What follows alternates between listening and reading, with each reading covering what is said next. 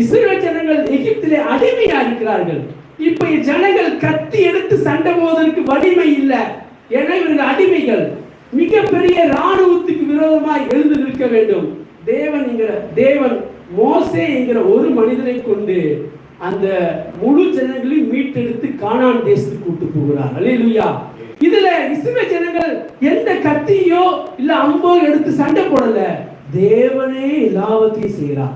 முழு ராணுவத்தையுமே தேவன் அசைக்கிறார். ஒன்றும் செய்ய முடியாத அளவு எகிப்து நாடு முழுதும் திகைத்து போகிறது. அதுல ஒரு மந்திரவாதி சொல்றான், இவ்வளோ காரியங்களை பார்க்கும்போது இது தேவனுடைய விரல். தேவனுடைய ஏன் சொல்றாரு?